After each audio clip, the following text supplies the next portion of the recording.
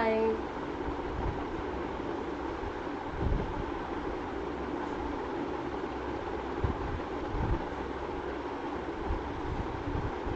Trying to see if I'm live.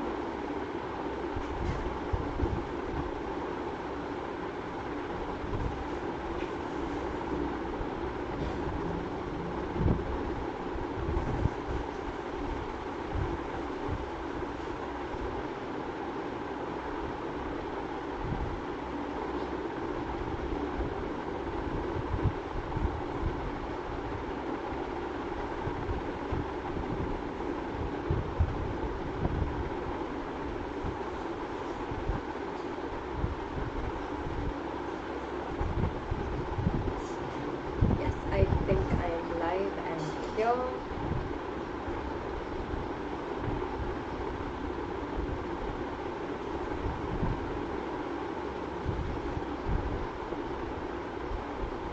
Okay.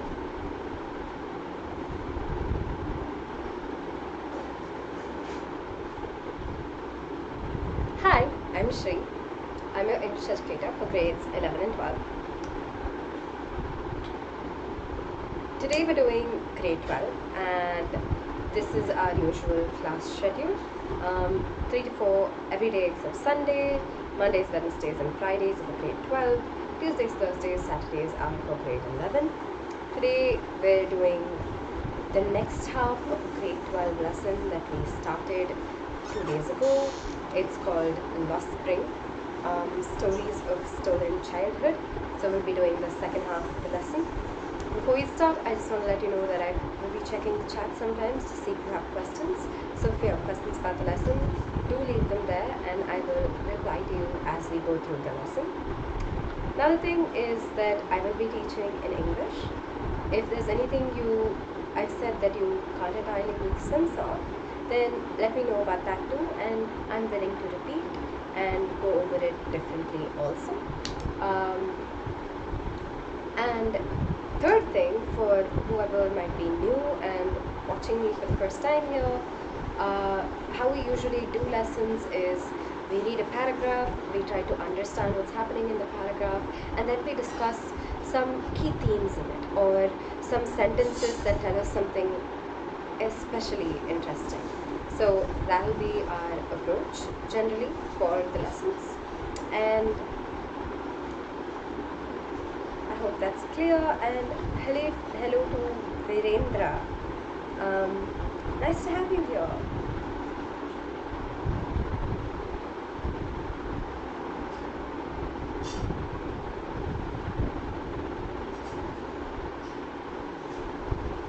Okay, I'm gonna go ahead and give me a second actually.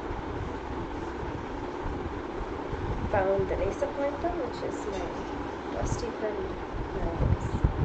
Okay, right. Carrying on with Lost Spring, Stories of Stolen Childhood. The story is by Elise Jones. We just finished the first segment of it, which was called Sometimes I Find a Rupee, and in it we read about Sahib and we read about the rag pickers in Seemapuri, and now we will be going to another part of the country. I want to drive a car. Mukesh insists on being his own master. I will be a motor mechanic, he announces. Do you know anything about cars? I ask. I will learn to drive a car, he answers, looking straight into my eyes. His dream looms like a mirage amidst the dust of streets that fill his town Firozabad, famous for its bangles. Okay, this first line, Mukesh insists on being his own master, it's a throwback to the previous segment. When we ended the Sometimes I Find a Rupee segment, we found out that Sahib has just he's just been employed as at a tea stall, and what he does in the tea stall is, he does all of the small things that the tea stall owner needs him to do. And so now he has a master. He has somebody who supervises him and tells him what to do. So some of the freedom from his life has disappeared.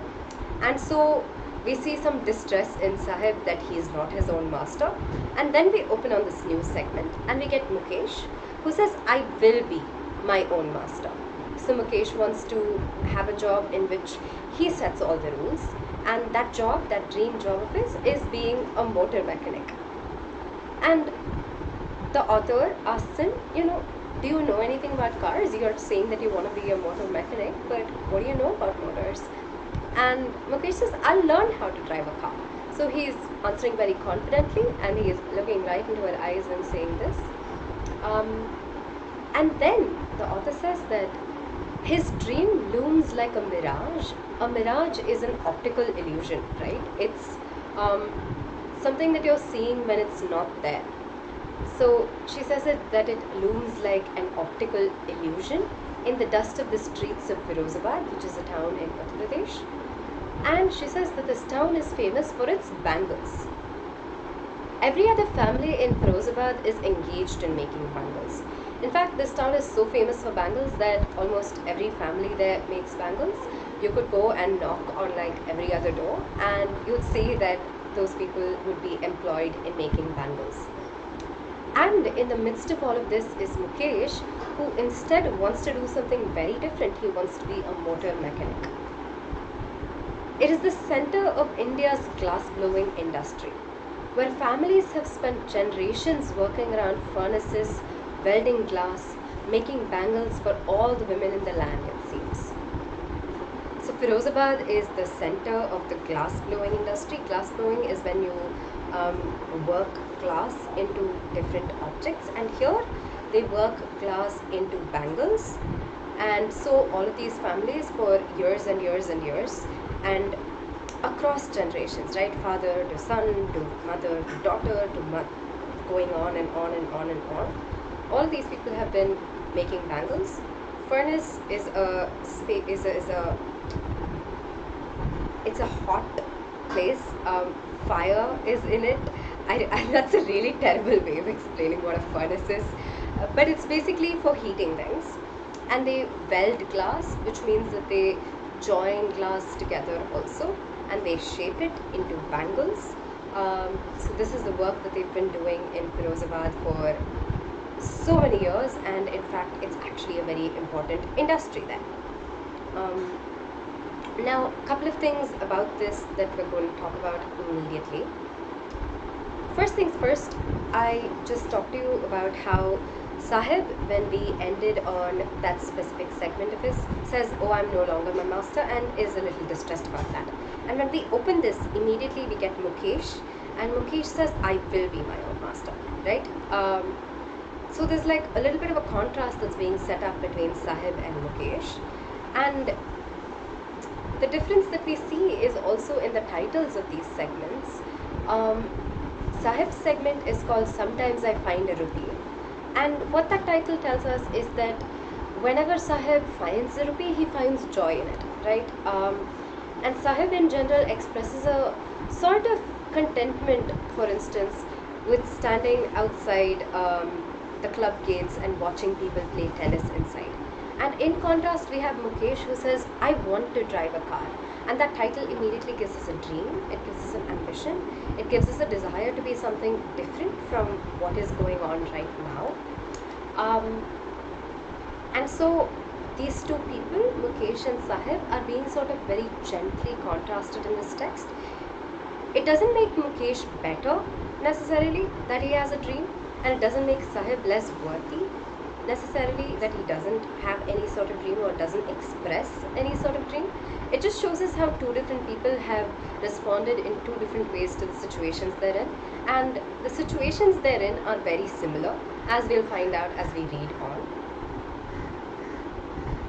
A couple of other things about this paragraph that we just read. Mukesh is looking right into the author's eyes when he replies to her and says, I will learn how to drive a car. And that act of looking right into somebody else's eyes, it shows that you're serious, it shows that you're confident, that you're certain, and there's a certain amount of, there's no embarrassment or shyness or anything like that, right? It's just something he wants, and he's saying it very clearly, very openly, very honestly. So it gives his words a lot of weight. So that's one thing. Another thing is how the author tells us that Mukesh's dream is like a mirage amidst the dust of the streets. This dust and mirage imagery immediately takes us to the desert, right? When you talk about where people have mirages, it's generally the desert or somewhere that's very, very hot. You look at something and you kind of imagine something there that's not.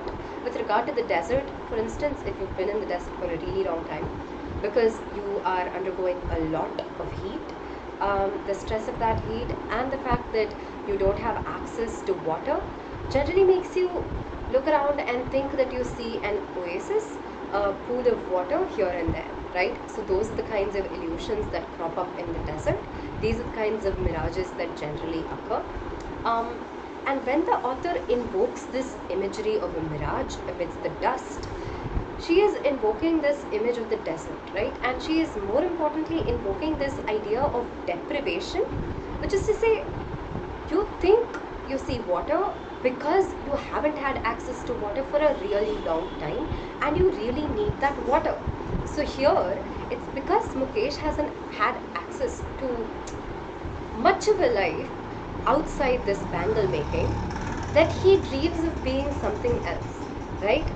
And so she's provoking this kind of thought about how Mukesh hasn't had access to these things, and so he's looking for these things in his dreams, in his ambitions. And it also, this imagery also reminds us that it's a far shot. It's going to be a difficult thing for Mukesh to achieve this. And so when you look around the circumstances that Mukesh is in, you're tempted to think, is it really possible? Is this just one of those dreams that's going to die at some point? So that's what the mirage imagery provokes in us. And as for that very last line, making bangles for all the women in the land, it seems that is a hyperbole. They're not actually making bangles for all the women in the land, but there are so many bangles that it seems like that. Mukesh's family is among them. None of them know that it is illegal for children like him to work in the glass furnaces at high temperatures, in dingy cells without air and light. That the law, if enforced, could get him and all those 20,000 children out of the hot furnaces where they slog their daylight hours, often losing the brightness of their eyes. So Mukesh's family is one of these bangle-making families, and none of these people in Firozabad know that. Do you know about the child labor law? It basically says that it's illegal for children to work, right? And it's illegal for children especially to work in conditions that are not good for them.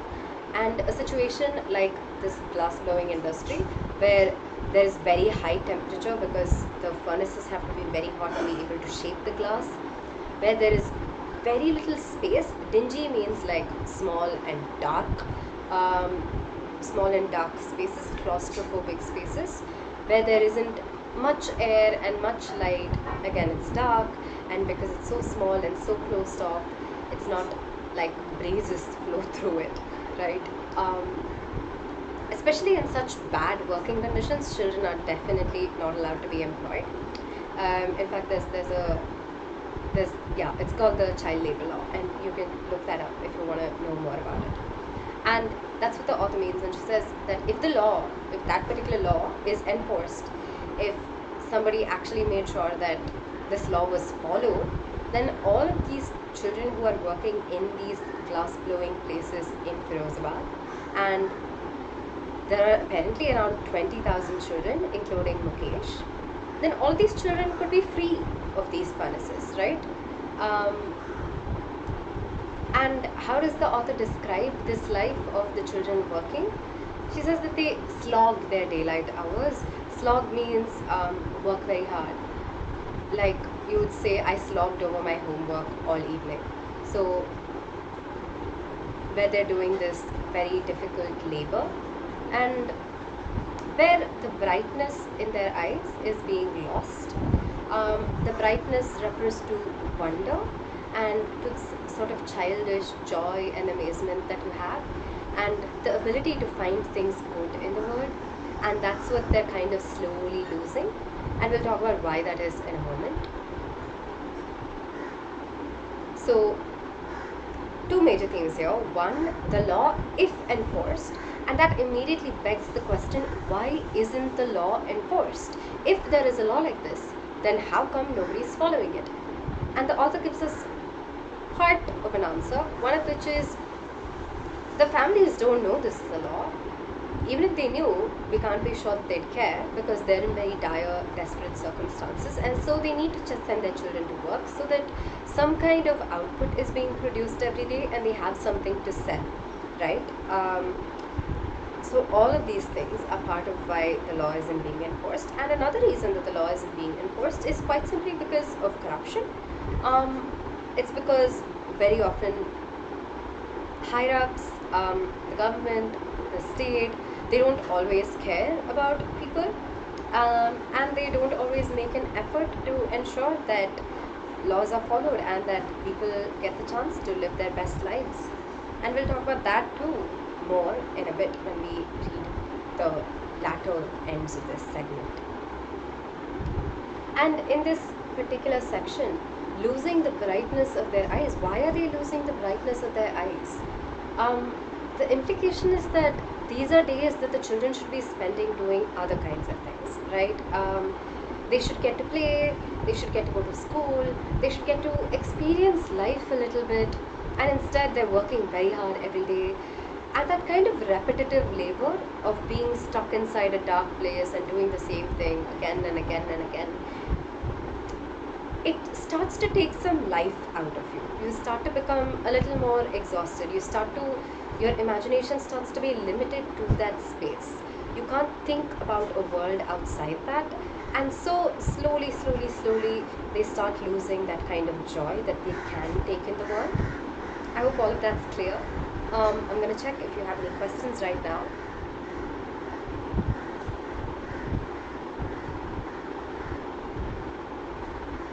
Thank you, Vinendra. I don't think you're here anymore, but it's very sweet of you. And MBBS lover, hello to you.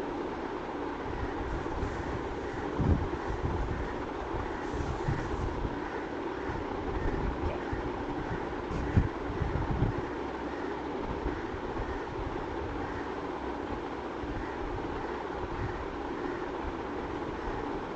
Yeah, I think there are no questions, so I will carry on. Mukesh's eyes beam as he volunteers to take me home, which he proudly says is being rebuilt. So Mukesh offers to take the author to his house, and his eyes are beaming. There's light in them, the light that we just talked about, how it's disappearing as they work all of these hours. That light hasn't died in Mukesh yet. We know this immediately because his eyes are still bright and he looks happy, and he wants to take the author to his house, and he's really proud because his house is being rebuilt. So this is something unusual, and he is excited to be able to tell someone that his house is being rebuilt. We walk down stinking lanes choked with garbage. Together, Mukesh and the author walk down these roads, and the roads are choked with garbage. Lanes can't actually be choked, but the understanding here is that there is so much garbage that there is very little space to actually walk, and the garbage stinks. Past homes that remain hovels with crumbling walls. They go by other houses which aren't being renovated, and they're hovels, which means broken down little houses, and their walls are falling apart. They have wobbly doors, shaky doors, no windows, no space for the sunlight or the air to go in, so even these houses are a little dingy. Crowded with families of humans and animals coexisting in a primeval state. And inside these houses are entire families, and there are human beings and animals in these families, right? And everyone is existing together in the house. And the author says that this is a primeval state in which to exist. And primeval means like in the very early ages. So for instance, back before we had separate spaces for animals to live in, humans and animals just used to live together in the same places, right? So yeah, the author is referring to that kind of age. She says that it seems as though all of these people still live in that age. He stops at the door of one such house, bangs a wobbly iron door with his foot, and pushes it open. So Mukesh is taking her to a house like the houses that she's just described, and he stops there, he knocks on the door with his foot, and he pushes it open. We enter a half-built shack. Shack is a way of saying sort of a shed. It means, again, a small house, a small place that's sort of tumbling down, isn't very well put together. And here in this case, it's actually only half built because they're rebuilding the house. In one part of it, thatched with dead grass, is a firewood stub over which sits a large vessel of sizzling spinach leaves. In one corner of the house, there is a firewood stub, and there's a vessel on it in which spinach is cooking, sizzling, that noise that happens when something is, put on the stove in oil, sizzle. And that part is thatched with dead grass, which means that the roof in that particular area is made of dead grass. Thatched means, thatched is referring to how the roof is made. On the ground, in large aluminium platters, are more chopped vegetables. And on the floor, there are platters of vegetables, presumably waiting to be cooked. Again, we get a bunch of themes from this. The first thing that we get almost immediately is, we start with Mukesh saying that, with Mukesh seeming very proud that his house is being rebuilt. And then we have the author give us this long description of what that area is like and what that house is like. And there's a contrast that's being struck up here, because for any outsider, like the author also, reading about, seeing or reading about a space that's full of garbage, that's broken down, that has shaky doors and no windows, that's really crowded, it's going to seem like a really terrible place to live in. It's going to seem like something to be embarrassed about, right? It's not something that anybody would be proud about per se, and yet here Mukesh is proud. So that contrast is immediately drawn, that he can still find some sort of pride in all of this, because again, this is what he's used to, and his family is in a better state than other families are there, and so maybe he can take some pride in that. And yet these are not circumstances that many people would find even livable in. So we get that contrast immediately. And we also get this very last, final thing, right? This description about how everything is sort of in the same place. And you enter the house, and the first thing you see is something cooking, which means it's such a small house that there aren't partitions in it or anything. Everything just happens in the same space. So that is also something that we get from this. One second, I'm just going to get some water.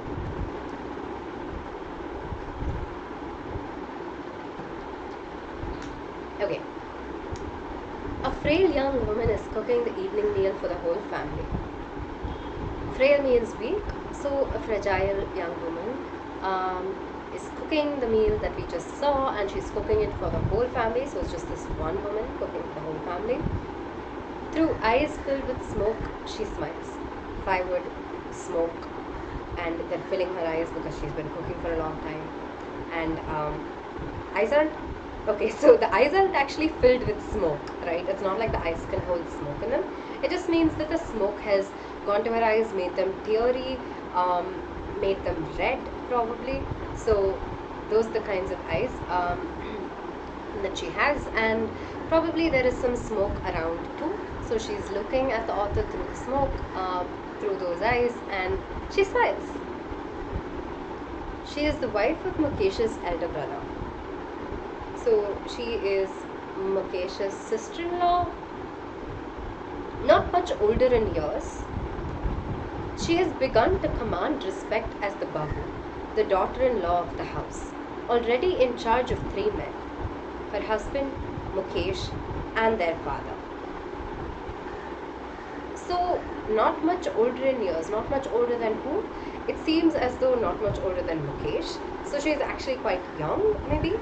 Um, Yet she already has respect in the house as the daughter-in-law of the house, the woman of the house, and she is in charge of all the other men in the house. Her husband, her brother-in-law Mukesh, and her father-in-law.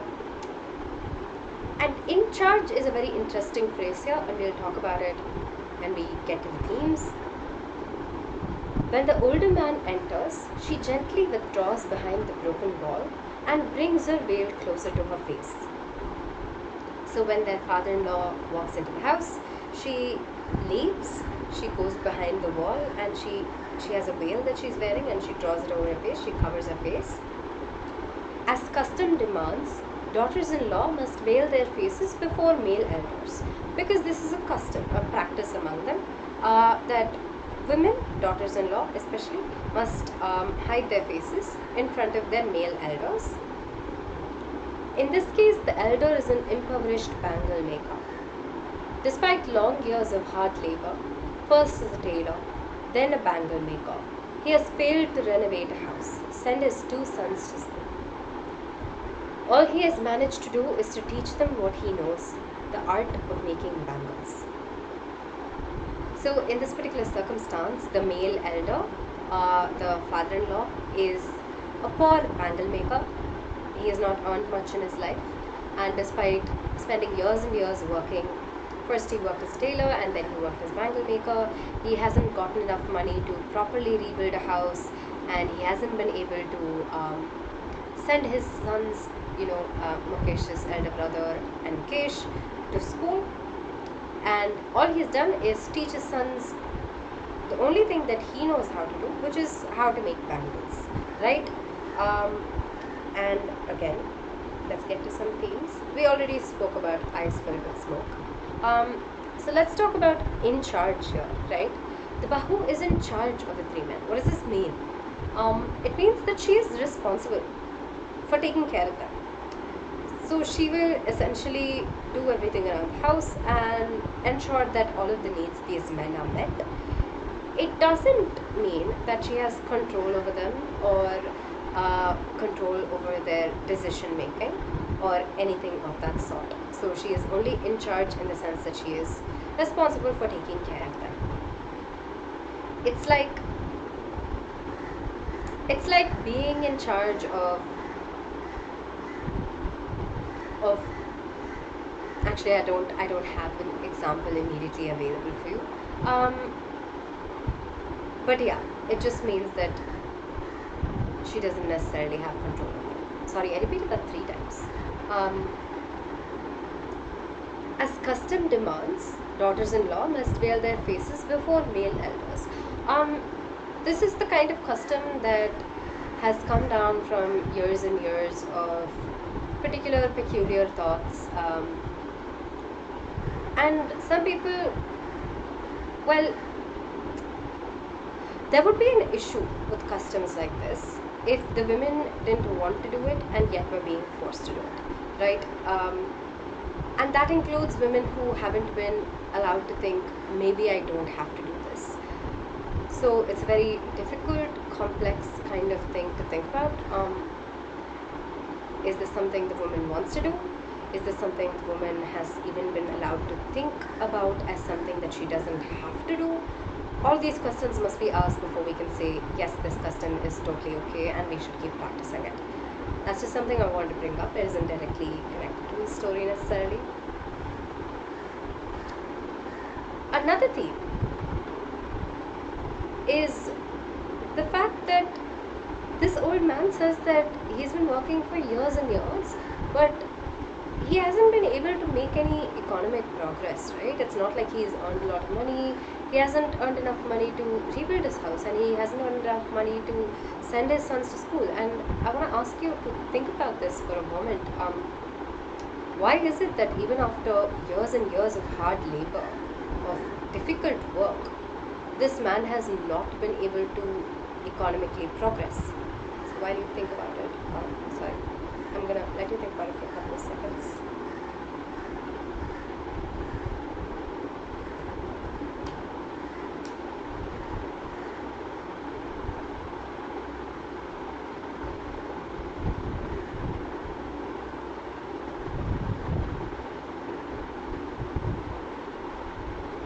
this line tells us is that in some cases hard work really brings no change. And why does it not bring any change? Because of how society is set up. In some cases, for instance, this one, it might simply be that perhaps there isn't much of a price to demand for bangles. All of these people in Firozabad are making bangles. It's the one thing that they're all doing. So if they're all supplying the same thing, and maybe they can't supply it for more than certain low prices, right? Then how are they ever supposed to earn enough money? And think about it, if you're only earning a limited amount of money, then you're going to be using that money to live from day to day. So you'll be using all of your money up on your necessary things like food, like food essentially, and shelter, right? Ensuring that both of those things exist in your life. So you won't ever get the chance to say save up and do more things like send your children to school. And what that means is that, again, their opportunities are limited. They won't get to go to school. The only thing that they'll get to learn is how to make bangles. So they'll be stuck in the same cycle that you're stuck in, which is that there are very limited things that you know how to do, and those are the very limited skill sets that you can use to earn any kind of money. And those skill sets maybe aren't much in demand in the world, which means you won't ever get to earn much money. So it's a kind of cycle that starts up, and it's a cold kind of reminder of how the world works in some places, and how if you belong to certain segments of society, it's simply impossible to break out of that cycle of poverty, because the entire world is kind of set against you. You need to have had money first in order to have been able to access all of these resources that can help you get money.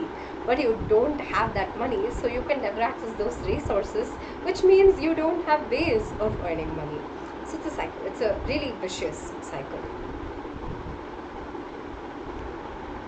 It is his karma, his destiny, says Mukesh's grandmother, who has watched her own husband go blind with the dust from polishing the glass of bangles.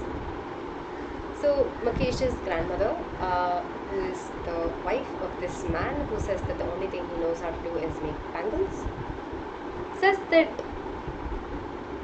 it's just his destiny, his fate, to be in this position, this situation.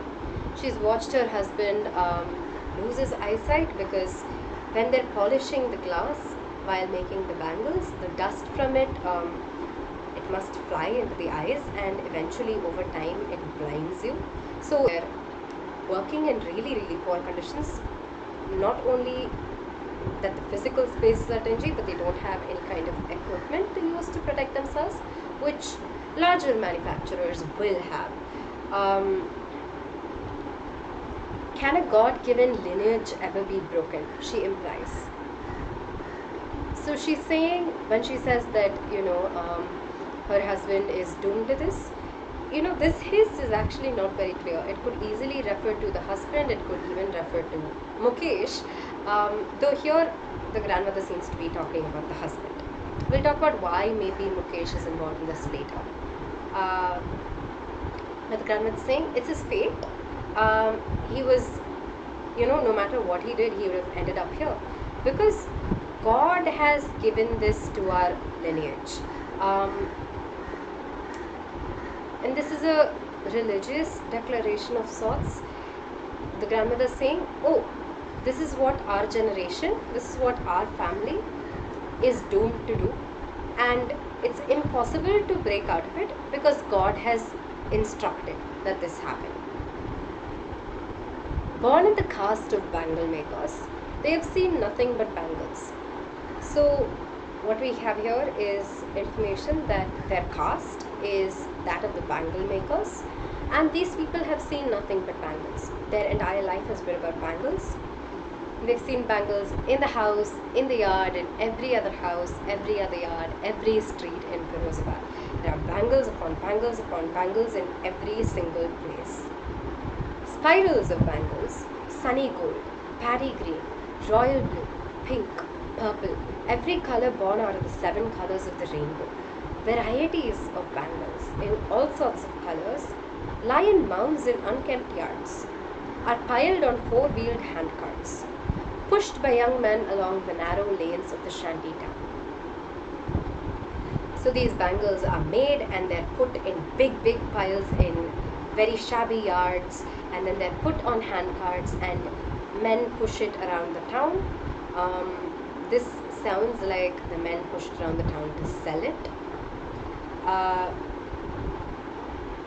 And in dark hutments, next to lines of flames of flickering oil lamps, sit boys and girls with their fathers and mothers, welding pieces of colored glass into circles of bangles. So in all of these houses that are really dark, again, no windows, right? Next to like oil lamps, like tiny diyas, and lamps that have oil in them that you just put and you light them. So the fire, they sit next to tiny fires, and they use that fire as the light by which to do their glass work. Their eyes are more adjusted to the dark than to the light outside. So they're more used to seeing in this darkness than seeing in this light, but that means that their eyes are using a lot more focus, right? Which means that their eyes are straining, and so that is why they often end up losing their eyesight before they become adults. And so because of all of this extra strain on their eyes, they often end up blind by the time they become older. And let's talk about some themes in a moment.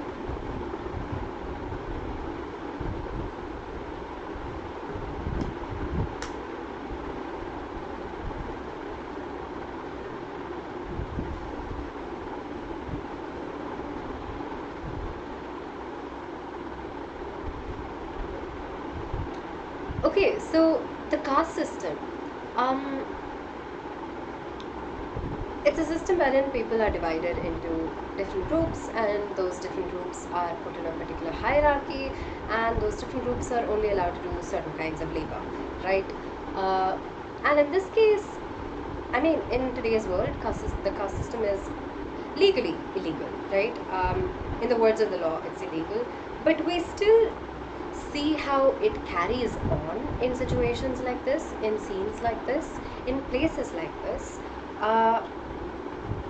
Partly because, again, these people have no access to resources, so it creates a vicious cycle wherein there is only one thing that they're skilled in and they know how to do, so they pass that on and they pass that on and they pass that on, and they keep going in that circle, right? It's not necessarily that they don't want to do anything else.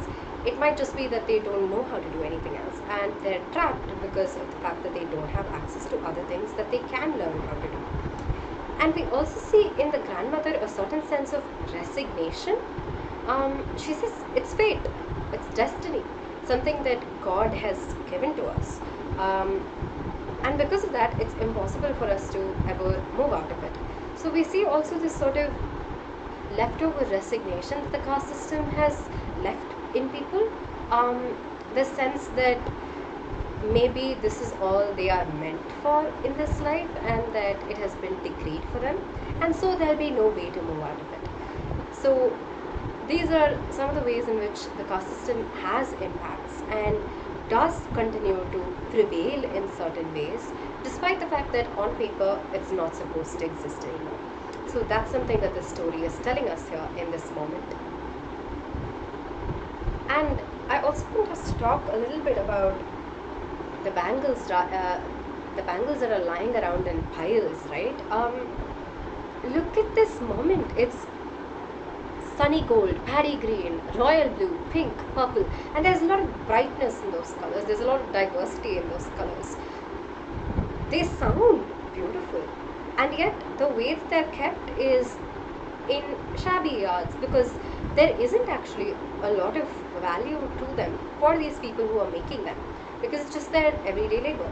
And so there's this kind of contrast that we see there in the large amounts of bangles that they have and the kind of valuelessness to those bangles, how they're described as being beautiful, and how that's a a contrast to the lives that these people are leading, which are very, very difficult, especially this to this line, right? This darkness of the hutment in contrast to these many colors of the bangles.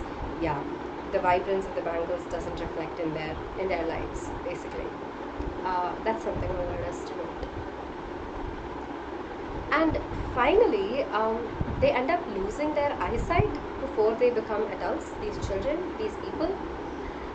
And that is one of the physical effects of the work that they're doing. And one of the mental effects, which we talked about just a while ago, is that they lose the brightness in their eyes, that joy in their eyes. So that's kind of reference to that also, right? These are the two things that happen to these people, and you can see the impact on the eyes.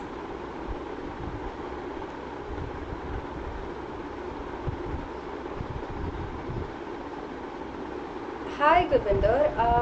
Yes, I do practice sessions for MCQ questions in English. We generally do them after we do every 2 sets of lessons. So yeah, we did one on, I think it was Wednesday. We did it for the last lesson and my mother at 66. And when we're done with Lost Spring and a poem, we will do MCQs again. Does it sound good?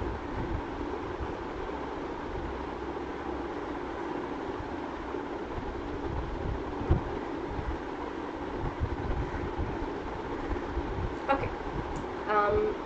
If you have any questions, let me know and I will keep checking the chat. Savita, a young girl in a drab pink dress, sits alongside an elderly woman, soldering pieces of glass. As her hands move mechanically like the tongs of a machine, I wonder if she knows the sanctity of the bangles she helps make. So now we shift to the story of another little girl. She is called Savita. She's in a drab means dull pink dress. She's sitting alongside an older woman and they're both making bangles, and Savita's hands are moving mechanically, right? Like the tongs of a machine. And we'll talk about that phrase in a moment. And because she's doing this work almost automatically, the author is wondering, if Savita knows that the bangles that she's making are actually considered to be very precious, that they're considered to be very sacred, right? It symbolizes an Indian woman's suhag, auspiciousness in marriage. And these bangles are important for Indian women. When they wear them, it identifies them. It identifies sort of auspiciousness in marriage, like good things in marriage, basically. And so these are sacred bangles. These are important, of value, and the author wonders if Savita knows that. It will dawn on her suddenly one day, when her head is draped with a red veil, her hands dyed red with henna, and red bangles rolled onto her wrists. And the author says that someday she'll realize that the bangles that she's making are sacred, and it'll be the day of her wedding when she is wearing a red veil, and her hands have, like, they've gotten mehendi on them, and bangles have been put on her wrist. She will then become a bride, and on that day she will be married, since the day of marriage that's being described here. Like the old woman beside her who became one many years ago. Like the old woman beside her is also a bride and became a bride a long time ago. She still has bangles on her wrist, but no light in her eyes. And that woman still has bangles on her wrist, and yet she doesn't have any sort of brightness in her eyes. Ek waqt se bar khana bhi nahi khaya, she says, in a voice drained of joy. And this old woman says that she hasn't eaten a full meal even once in her life, and she says it in a voice that's completely sad. She has not enjoyed even one full meal in her entire lifetime. That's what she has reaped. That's what she has reaped. We'll talk about that phrase again in a bit. Her husband, an old man with a flowing beard, says, I know nothing except bangles. All I have done is make a house for the family to live in. Again, this old man also says, oh, I don't know anything about anything except how to make bangles, and what I've done with this particular knowledge is build a house for my family to live in, and I haven't been able to do anything beyond that. I haven't been able to give my family anything beyond that. It's a phrase that we're getting used to at this point, right? Firozabad, where everything that people know are bangles. Mukesh's family, all that he knows is bangles, and that's all he's passed on to his sons. I know nothing except bangles here again. And some themes.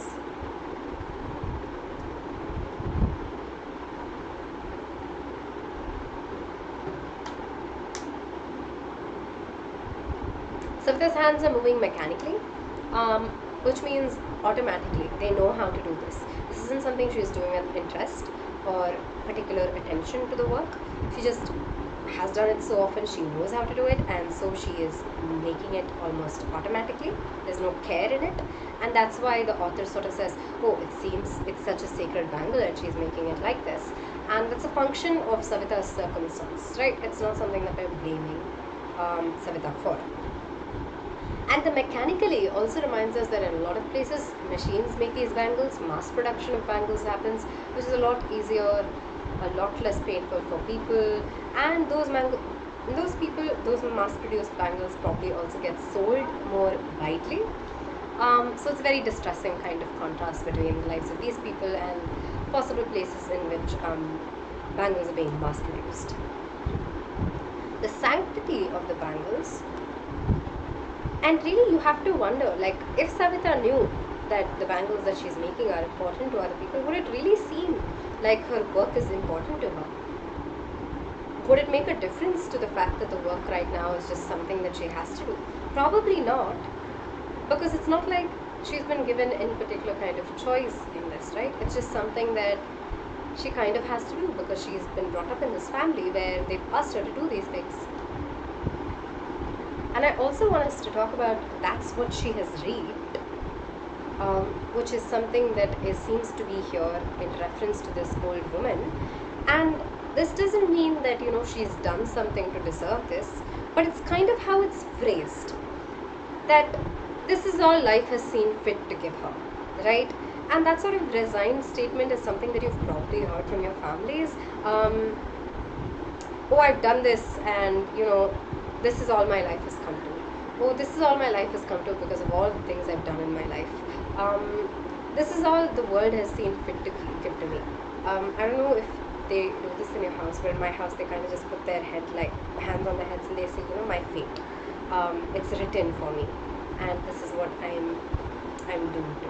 So those are the kinds of feelings that are coming up in that line. Hearing him, one wonders if he has achieved what many have failed in their lifetime. He has a roof over his head. The cry of not having money to do anything except carry on the business of making bangles, not even enough to eat, rings in every home. So listening to this old man who says, all I've done is build a house, the author wonders if, maybe he's still done something much better than a lot of other people have done. And something that actually a lot of people have failed to do, like rebuild a house. This family has a house. They have a roof above their heads. In every house in Firozabad, the author tells us, there is a cry that rings out in every home. And cry here stands in for a particular problem, a particular pain. And that particular pain is that they don't have money to do anything. They don't even have enough money to eat. The only money that they seem to have is enough money to keep on doing this business of bangle making, right? The young men echo the lament of their elders. Even the young people are repeating the same issues that their older families had, older members of their families had. Little has moved with time, it seems, in Firozabad. Years of mind-numbing toil have killed all initiative and the ability to dream. The author tells us that almost nothing has changed in Firozabad over time. Over generations, families have the same complaints and the same problems. And it seems as though, because they've been doing the same work for so long, it has become kind of impossible for them to think about doing something different and taking initiative, which means stepping forward and making a change, and the ability to dream, to imagine a different kind of life. Themes, and very important themes here, right?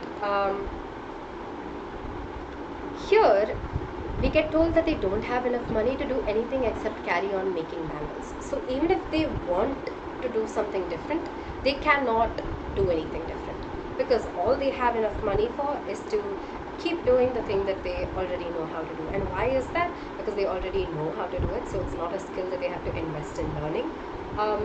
And they probably have easier access to these resources because they've been doing this for so long. So again, we get that entire sense about lack of access to resources, lack of access to infrastructure, and how money limits life in simply by creating all of these hindrances that you can't cross over, right? And the young men echo the lament of their elders. We see generational impact. We see how this cycle has gone on for years and years and years and years, and we see how difficult it is to break out of a cycle of poverty and to break out of also that cycle of caste, right? They're both very interconnected here, caste and socioeconomic status, and both of them are making it difficult for these people to break out of it, of the state of their lives. And this final line is very interesting. Years of mind-numbing toil have killed all initiative and the ability to dream. The author is telling us that these people don't have any initiative, which is they don't have any capacity to make a change, they don't have the capacity to think differently anymore. And so we have to ask, so is it their lack of imagination that stops them? Is it their fault, their responsibility that they can't shift and change their lives?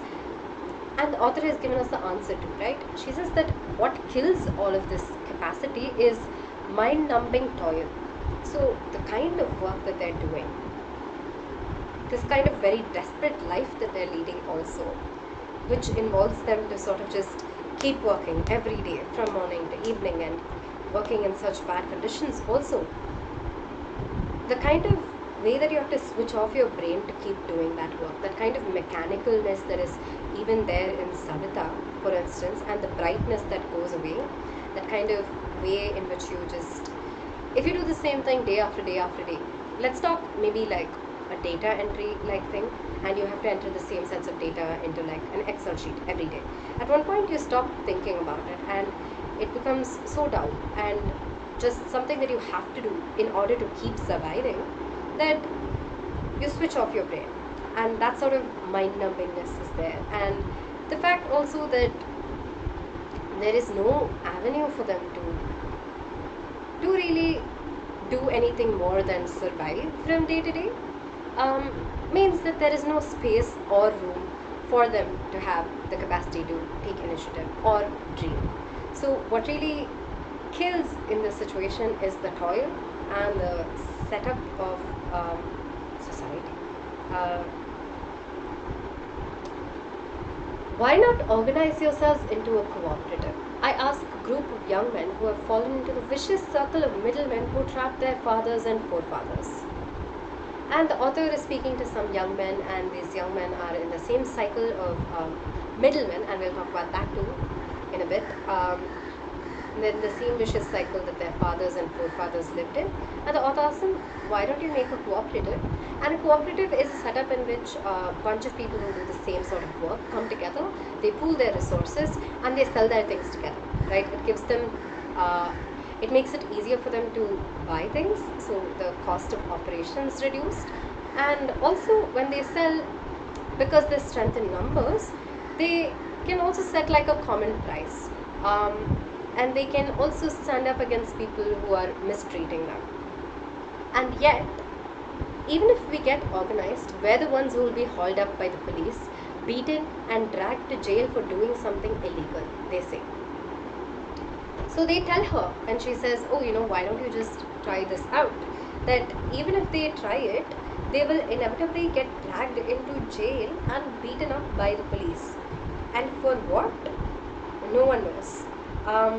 For doing something illegal. And it seems to suggest that organizing themselves into a cooperative is what's illegal, except it isn't illegal, right? It's just that these are likely corrupt police who don't follow the law as it's written, and they'll take advantage of the situation of these people in order to extort money from them. And we'll talk about money extortion in a moment.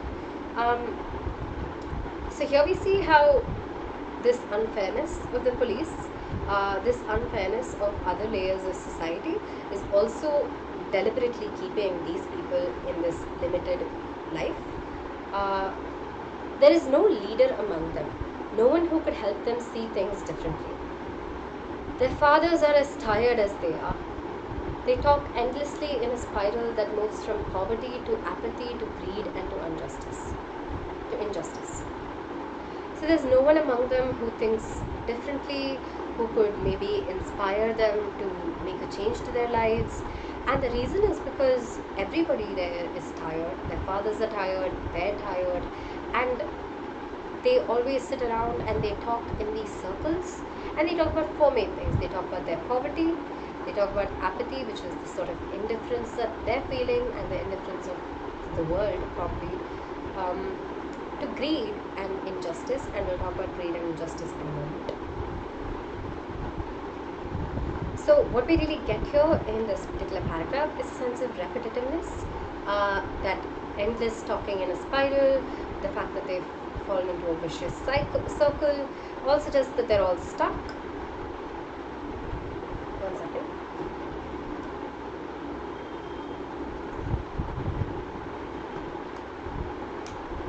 Listening to them, I see two distinct worlds. One of the family caught in a web of poverty, burdened by the stigma of caste in which they are born. The other vicious circle of the saukars, the moneylenders, the middlemen, the policemen, the keepers of law, the bureaucrats, and the politicians. Together they have imposed the baggage on the child that he cannot put down. Before he is aware, he accepts it as naturally as his father. So here the author breaks this down for us. She says, when she looks at these people and she listens to these people, she can see two distinct things that are going on. One is the space of the family, and the family is stuck in this cycle of poverty, and they're also stuck in this system of caste, the stigma of caste, right? Which tells us also that there's probably discrimination at play here, that even if they wanted to do something different, maybe other people wouldn't let them do something different. But also the stigma that comes from within themselves, the sort of resignation that the grandmother feels, for instance, simply because they've been stuck living this life for so long, and it seemed like there's no way out of this life. So there is an inevitable sense of resignation that comes up. So here we have this interlinked socio-economic status and caste reason that is trapping them in this place, and we have moneylenders, middlemen, policemen, the keepers of the law, the bureaucrats, and the politicians. And here the author is telling us about all these elements of society that are deliberately working together in order to keep these people in this particular place. And how do they do that? Say for instance that these people need money to invest into their bangle making, right? Because they need to survive, and so they need to keep making bangles, and they borrow some money. Now moneylenders are likely to take advantage of you, impose very high interests, trap you without telling you how they're trapping you. So all of these kinds of things are going on. The police are also being really cruel in the sense that, for instance, if something happens to these people, the police are being cruel in the sense, well, think about it. If somebody else is being treated unfairly by, say, moneylenders, then they could go to the law, right? And they could resort to like the police. But that isn't something that's an option here, because these people too are corrupt, and these people too are looking to take advantage of this particular section of society for themselves. So everybody is sort of in on it, and everybody is sort of working together to. It's not a direct kind of working together. It's not necessarily like they sat down and they plotted a plan and they were like, okay, tomorrow we will oppress this particular class of people, right? They want to take advantage of these people to earn money for themselves in one way or the other, and they don't care about these people. So they make all sorts of false promises to them. That's the politicians, and they don't fulfill those promises, and they take advantage of these people. And that's the kind of viciousness of the circle, that the limits that society imposes on these people and all the political structures impose on these people. You've probably read about this in politics and economics. I'm not sure why I'm telling you all of this. Anyway, so the author is telling us all of these things are responsible for putting baggage on a child. This kind of pressure is put on the child, and the child can't ever remove that pressure and put it down. And what is this pressure? The pressure of this life, of living this life where the child has to make bangles and just keep living on in this state of poverty. And when the pressure is put on the child, sort of just because he has been born into that situation, the child also grows used to it and thinks, yeah, this is just how I live, and this is just how I'll continue to live. And so he accepts it, like he's seen his father do, or like he's seen the rest of his family do. To do anything else would mean to dare, and daring is not part of his growing up. And children, they accept it because this is just how things are, and if they were going to oppose it, then they would really need to be courageous, right? They'd really need to have a flash of bravery, and bravery in their childhood as they're being brought up. When I sense a flash of it, it is daring. In Mukesh, I am cheered. I want to be a motor mechanic, he repeats. He will go to a garage and learn, but the garage is a long way from his home. I will walk, he insists. The author sees this kind of bravery in Mukesh, and she sees it, and it makes her feel a little bit happier. Mukesh says, oh, I'm going to be a motor mechanic. I'm not going to make bangles. I'm going to live a different kind of life. And he says, I'll go to a garage and I'll learn. So he even has a plan for how he's going to do this. The garage is like a long way from his house, and he says, that's okay, I will walk to the garage. So we see a lot of determination in Mukesh in this scene, right? Couple of themes. One, we know that Anis Jung cares primarily about the impact on a child, especially because of this particular line, where she says, together they've imposed the baggage on the child that he cannot put down, and she says all of these factors are responsible for the pressure on the child. So she's not necessarily thinking about the family unit, she's not necessarily thinking about the adults, she's thinking about the child. That's her focus, and that's why she brings back the child there. Daring is not part of his growing up is a very interesting sentence, because it basically means that daring is unacceptable in the circumstances that they're in. It also means that it's something that these kids haven't seen, right? They haven't seen anybody else dare, they haven't seen anybody else be brave or do something that's different. And so it's just extremely unusual. And what that tells us also is that daring isn't necessarily like a quality or something. It's not something you're born with, that you just, you wake up and you have it one day. But it's something that you learn from the people around you and the situation that you live in. So that's what this particular sentence gives us. And she says, I am cheered by seeing the daring in Mukesh, which means that she too feels a little hopeless when she meets all of these people and she sees their hopelessness. She feels as though, yeah, there's no way out of this, what way is there out of this? And yet when she sees that Mukesh has a dream, she feels like maybe there's a way out of this, and so she finds some hope there. Do you also dream of flying a plane? And the author asks Mukesh, you're dreaming about driving a car, do you also dream about flying a plane someday? He is suddenly silent. No, he says, staring at the ground. In his small murmur, there is an embarrassment that is not yet turned into regret.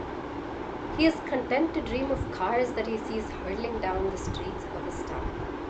Few airplanes fly over Firozabad. So when the author asks Mukesh this question, he's really silent. He says no, and he looks at the ground. He's very embarrassed, so he doesn't want to look into her eyes anymore, in contrast to how he was looking into her eyes very seriously when he said, I will drive a car someday. And he says it really slowly, with like a very quiet voice, and there's some embarrassment there. He's ashamed in some sort of way, and we'll talk about that embarrassment, and we'll talk about why it's not regret. And we see that he is content to dream of cars that he sees hurling down the streets of his town. He sees these cars that are going down the roads of his town, and so those become his dreams. But there aren't a lot of airplanes that fly over Firozabad, and those lines are also important. We'll talk about what they mean also. But first, let's talk about why embarrassment and why regret. If you have any answers, I'm looking at the chat. If you have any questions, I'm looking at the chat.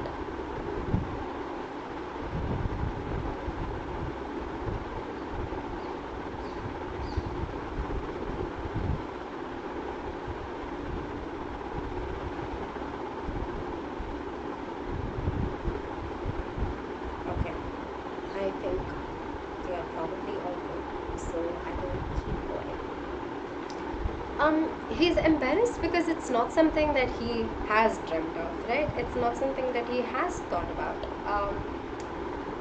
And it's not turned into regret because he finds some sort of contentment in these dreams that he has of cars. He doesn't find that he has to say, oh, I didn't ever think of dreaming a plane. Why didn't I think of dreaming of driving a plane? So he's okay with the state that he's in, and he's okay with the dream that he has, and so he doesn't regret the fact that maybe he hasn't reached for bigger opportunities or better opportunities. His dream is very specific opportunity right now. But that embarrassment also shows that there is sort of potential for regret, in the sense that he thinks, oh, I never thought about the fact that maybe I could fly a plane, and so someday it could turn to regret, and he could look back and say, why did I never think about the fact that I could fly a plane? So that's what that line means. And this line is really, it's a beautiful line. It tells us he is content to dream of cars that he sees hurling down the streets of his town. Few airplanes fly over Firozabad. So Mukesh is dreaming about these cars because he's seen these cars around him. He knows that this is a possibility, and so he knows that it can be a dream of his, right? But he doesn't see a lot of planes going over Firozabad, so it isn't something that he's familiar with, and so it's never occurred to him that flying a plane is a possibility to him. It's a possibility for his future, right? And this tells us that very often we can only aspire towards what we know exists.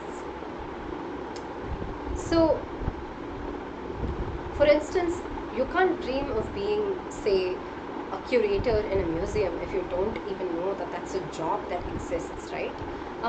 And similar to that, here, flying an airplane is something that has never struck Mukesh because it's just never been something that he's seen very often. And so flying a plane still remains a dream that is out of reach for Mukesh, and not in the sense that he won't be able to achieve the dream, but in the sense that it's not even a dream that he has thought to dream. So it's a dream that's out of reach of his dreaming capacity. Like I said, if you're interested in, say, art, and you don't know that one of the things you could do with that is become a person who owns a gallery, that kind of dream, you can't dream those dreams unless you know that these are jobs that exist out there, and these are ways that you can lead your life. And so we get this sort of closing to this lesson that ends on this note of limitation, even to the hopes that Mukesh has. Themes. And when we enter themes, we will end the lesson. Key theme here is what the title is telling us about: Lost Spring, Stories of Stolen Childhood. What does this title mean? Lost Spring. Spring is the particular time of the year when everything is blooming and everything is beautiful and there's a lot of color, there's a lot of life, and it's a beautiful time, right? That's what spring is. And here the author is talking about a lost spring, and this lost spring is equated to stolen childhood. So here spring is childhood. Sorry. So here the author is defining childhood as this time that should be full of colors and life and brightness and wonder, and the time of your life when you're growing, when you really get the chance to bloom as an entity, as a person. And those are all of the things that are taken away from these children. That is the opportunity that is lost from them, and so it's a lost spring. And it's stolen, which is to say that it's been taken away from them by other people, and those other people are, as we talked about, the family, these systems in society, this circle of poverty, the circle of caste, society itself, all of these groups of people who are extremely corrupt, ranging from the politician to, money lenders. So these are all the people doing the stealing. The state of circumstances is also doing this stealing of the childhood. And as I said, childhood here means something very specific to the narrator, right? It's all of these beautiful feelings associated with spring and the opportunity to blossom. And yet all of the children in the story have never experienced childhood like that.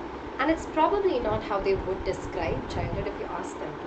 They've led very different kinds of lives, and so they'll define childhood probably as, oh, the time that I spent learning to make a bangle every day sitting inside my house. So there's that thing. There's that also, the fact that that is the childhood that they've lost, and they don't even know that it's the childhood that they've lost, probably. And yet we see that they're children, and we see moments in which we can see those particular aspects of childhood that are there in all children that end up getting nurtured in some children in better circumstances that haven't been nurtured in these children. The brightness in all of their eyes, the dream that Mukesh has, that wonder that Sahib feels when he finds a rupee, or that joy that he finds when he is watching people playing tennis. So we see all of these characteristics that remind us that they're children, that there is this potential to live a different kind of life in them. And so the title is all the more painful, right?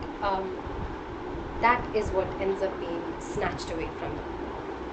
It's not something we get to entirely experience. We already talked about lost by whom and stolen by whom.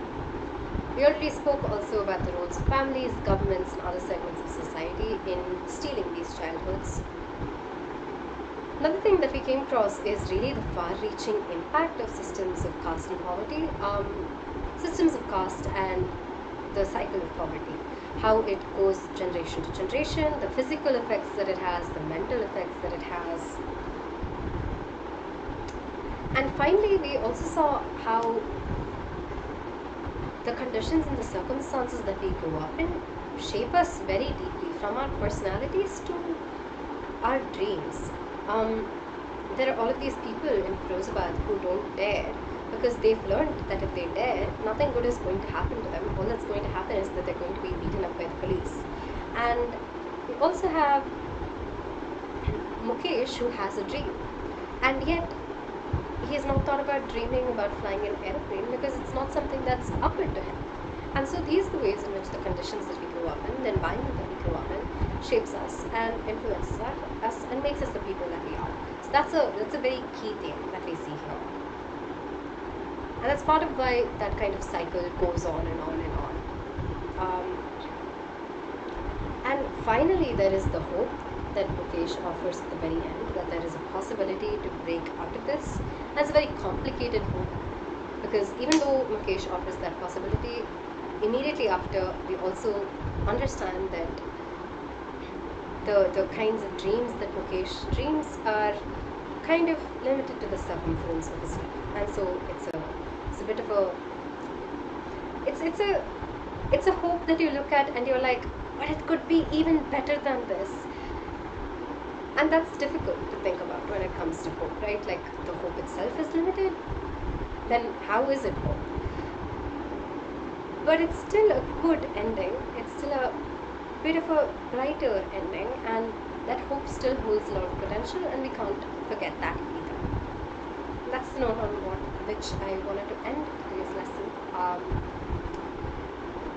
It's a very thoughtful lesson.